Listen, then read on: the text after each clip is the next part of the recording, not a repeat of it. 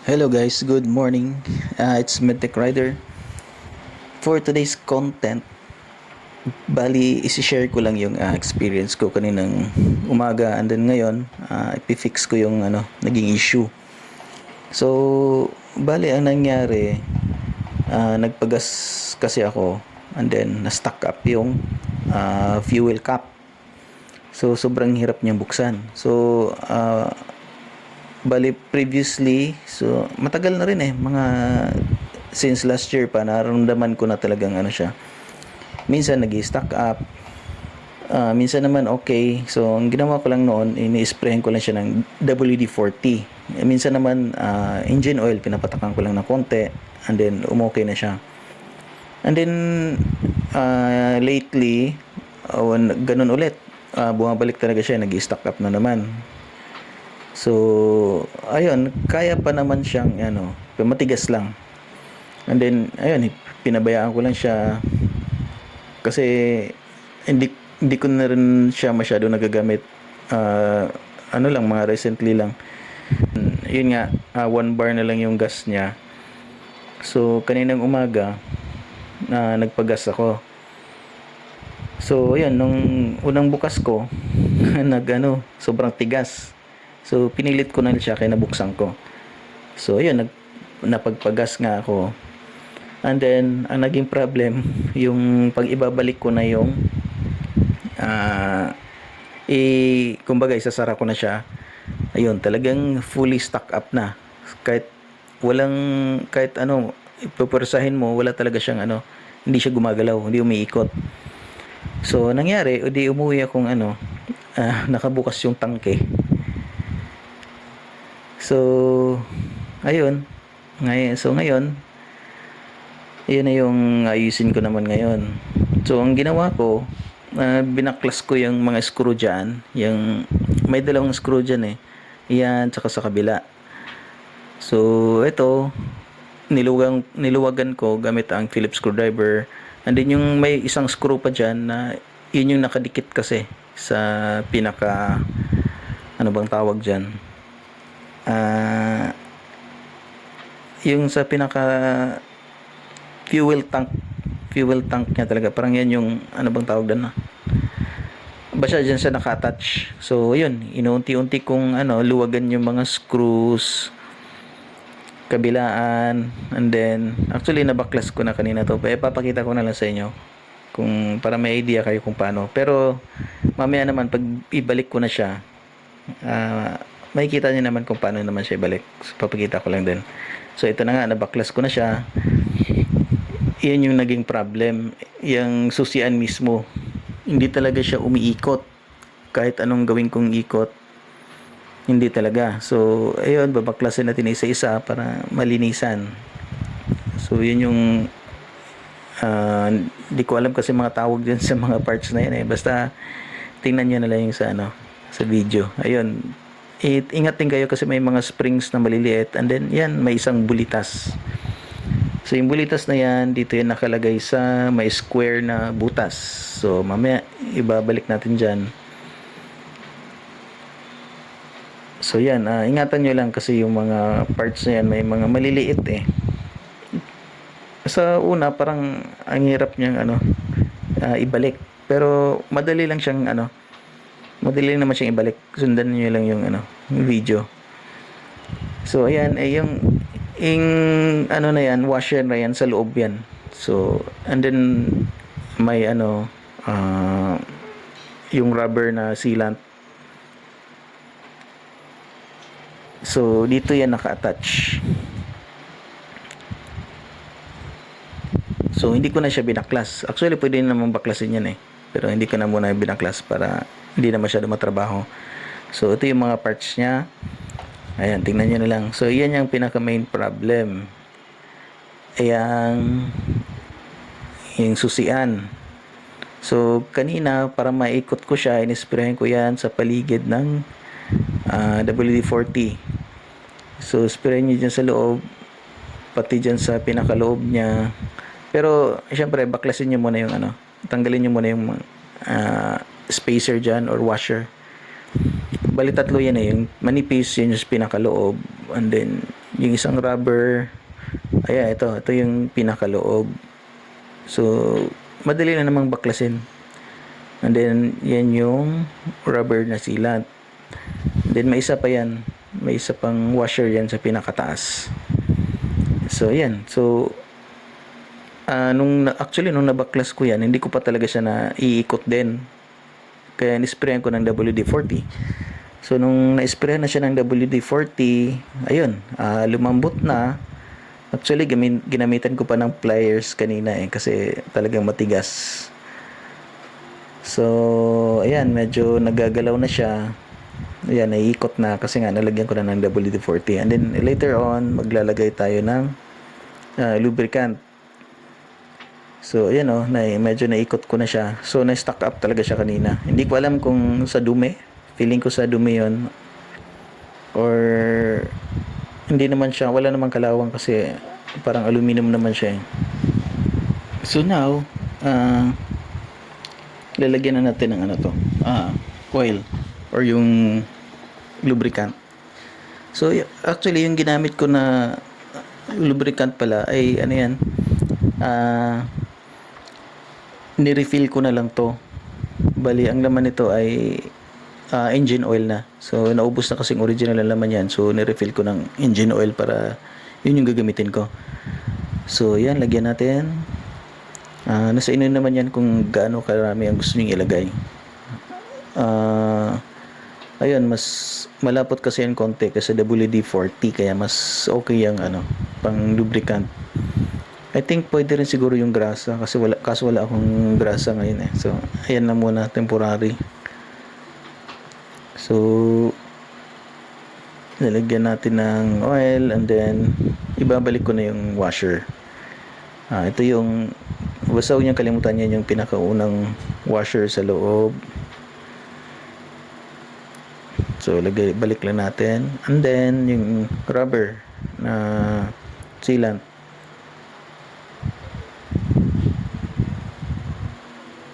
So, yan.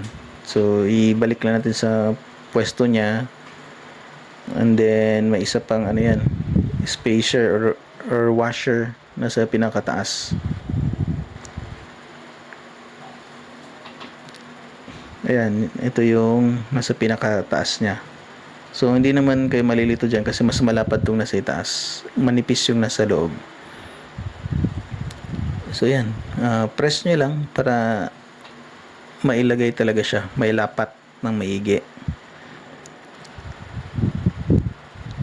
And then ayan, medyo mahirap kasi siyang din kasi madulas eh. Ayan, may oil kasi. So basta diskartehan nyo na lang. Make sure nyo lang na maibalik nyo sa pwesto yung rubber. So kanina kasi nasa nakaipit talaga siya. Ayan, para mailapat nyo yung pinakaibabaw na washer. Yan, ganito lang siya.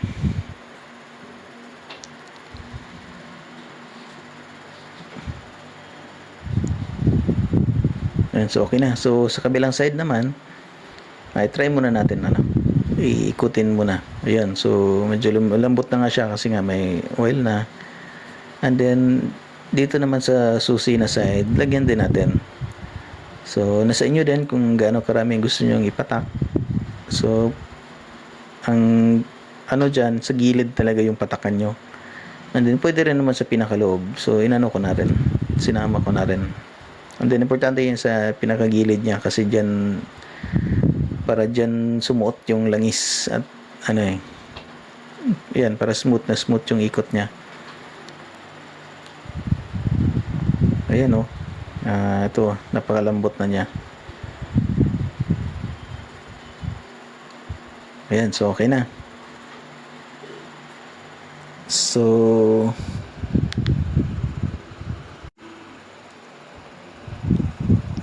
ngayon, ibabalik natin isa-isa. So unahin natin yung mga springs. Ayan, may naman, madali lang namang tandaan kasi may lalagyanan na ito, may lalagyanan ng spring. So, bali 4 na springs yan.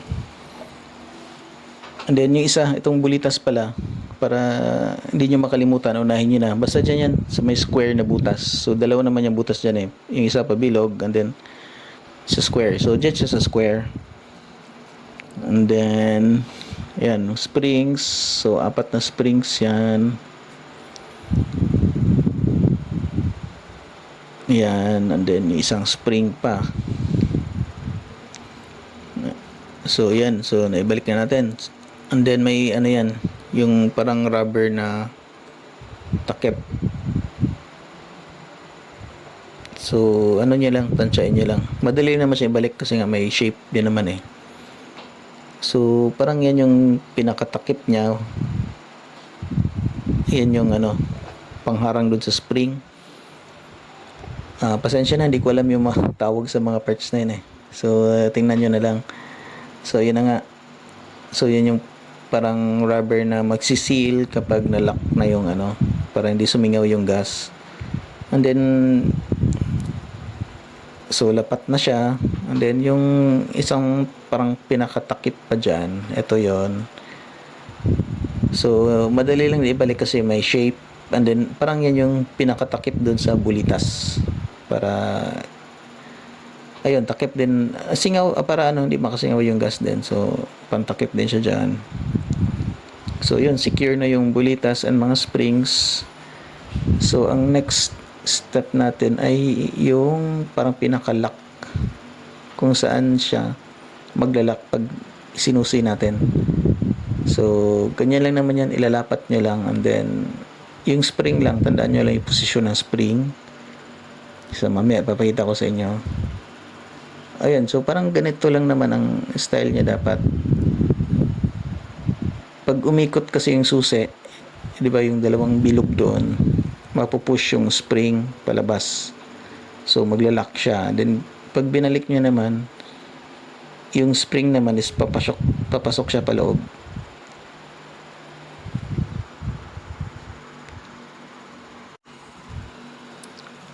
So, ganyan yung posisyon ng spring. And then, yung parang pinaka-lock niya, ayan, ipatong nyo lang. Medyo mahirap kasi, madulas eh. Kasi may umawak tayo ng langis kanina. Pero, ayan, basta ganyan, posisyon nyo lang siya. And then, lalagyan natin yung takip. Itong takip na to. So, madali lang din ilagay kasi may shape din yan. So, madaling sundan. So, yun. Naikabit ko na yung takip. So, para hindi siya gumalaw, kasi may spring siya, ilagay muna natin yung mga screws niya sa gilid. So, may ano pa pala to, may washer. Yung dalawang screw na yan, may washer yan. So, ilagay muna natin yung washer. Diyan. Yung isa, hindi ko pa nalagyan ng washer. Pero kukunin ko yan kasi temporary lang yan para hindi na gumalaw yung ano, yung pinaka-lock. Kasi mahirap kasi dyan yung sa spring eh. Pag nagalaw mo, pag umangat siya, hindi mo siya masyadong masasara o open or sara. So, kailangan naka-fix yung spring doon sa posisyon niya. So, yan. Ito na. Lagyan natin ng washer. So, huwag niyong kalimutan, may washer yan. Dalawa na yan. Ayan. So, actually, wala pa namang kagat talaga yung ano na yan eh. Pinosisyon ko lang siya. Para mamaya, pag binalik ko dun sa cover niya, madali na lang sundan. So, try muna natin. Susian ko muna para makita natin kung talagang nasa posisyon yung ano, yung lock. Yan.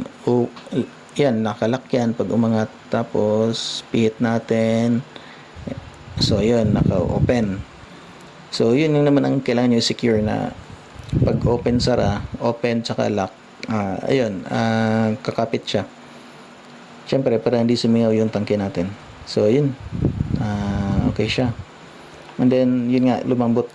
Mas lumambot na siya compare sa dati. So, pwede nang ibalik dun sa pinaka kabitan niya. So, yan. Ganito itsura niya. So, dyan niya siya ibabalik mamaya. So, wait lang. Iayos lang. iayos lang natin yung posisyon.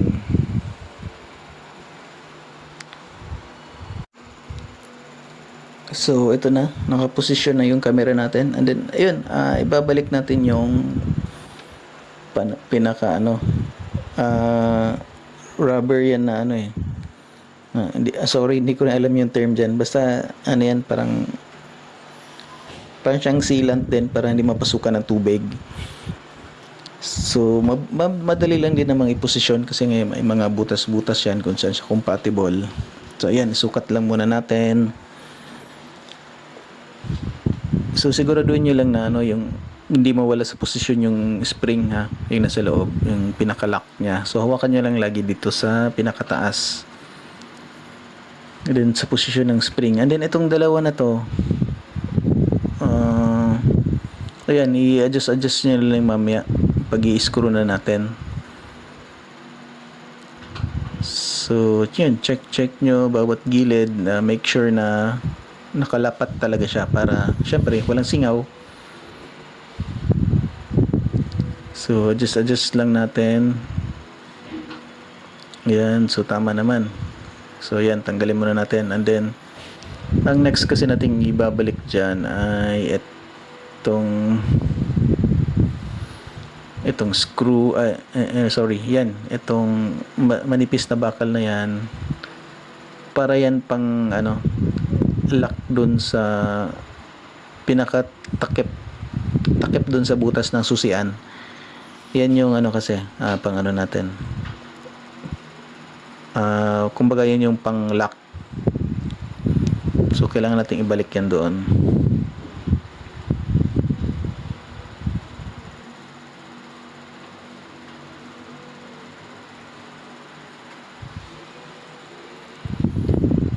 So position lang muna natin.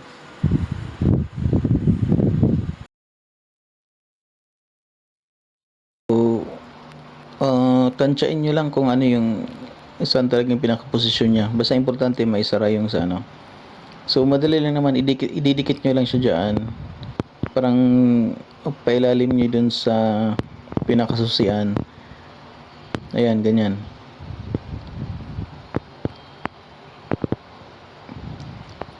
Yun, medyo mahirap lang kasi nga nakaangat siya. Pero pag may kayo kasama kayo, madali lang siyang may maghahawak So yun, so nyo lang dyan, patong, and then ibabalik natin yung pinakasusian, or pwedeng dito sa susian na mismo ipatong. So lang ako ng kasi mahirap pag walang tagahawak kasi.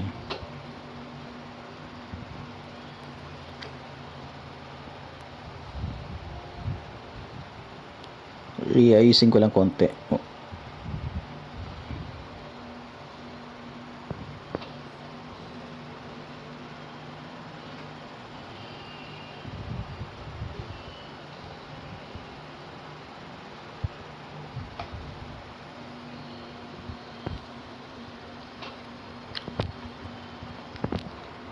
So ayan, parang mas okay pag yung rubber ang natin unahin.